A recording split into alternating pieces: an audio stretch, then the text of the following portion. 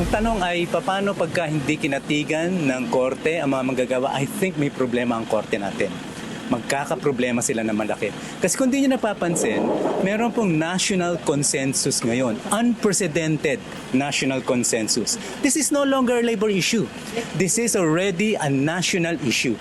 Problemang malaki ang posibleng harapin ng korte. Ito ang babala ng nagkaisa Labor Coalition kung hindi makikinig ang korte sa panawagang bawiin ang Temporary Restraining Order o TRO sa 85 pesos na aumento sa kita ng manggagawa sa Metro Manila. Ayon sa grupo, hindi na lamang ito isang issue ng manggagawa kundi isa ng pambansang usapin. Dahil adila lumalawak na ang panawagan mula sa iba't ibang sektor para sa pagpapatupad ng dagdag sahod. Kabilang dito ang ipinaabot na suporta mula sa Malacanang, Office of the Solicitor General, mga mambabatas at iba pang grupo na nananawagang i-lift ang TRO sa 85 wage increase. Can you imagine, sa panahon na may political crisis tayo, Malacanang, OSG, 21 senators na across party lines, no? All the trade union movements and the reform bloc in Congress, all of them are saying one thing, na yung TRO ay immoral and it should be lifted. So if the court would not listen to the national consensus, then I'm afraid they would face a political storm na sa tingin ko hindi nila kayang panindigan.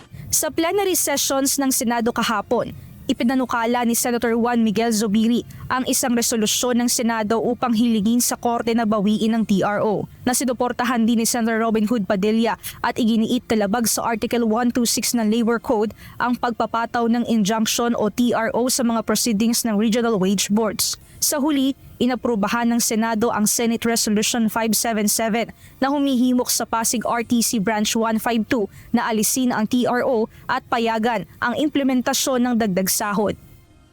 Kaninang umaga muling nagsumite ng motion to intervene at motion to dissolve ang nagkaisa Labor Coalition dahil sa isa na namang petisyon na inihain naman sa Navotas Regional Trial Court mula sa isang employers group.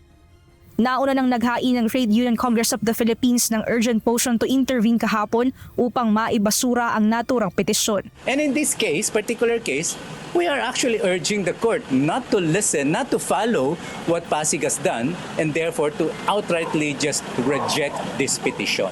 Kasi clearly, walang batayan ito. Giit ng grupo, hindi dapat maging sandata ng mga employer ang korte para ipitin ang dagdag sahod ng mga manggagawa. Samantala, bukas naman magkakasaang grupo ng mga manggagawa ng isang pagkilos kasama ang National Wage Coalition sa harap ng tanggapan ng Department of Labor and Employment upang hilingin sa DOLE na panindigan ng ahensya ang desisyon ng Regional Wage Board na magpatupad ng 85 pesos wage increase sa NCR. Mia Alonso, UNTV News and Rescue. Diyos ang aming sandigan, serbisyo publiko ang aming pinahahalagahan.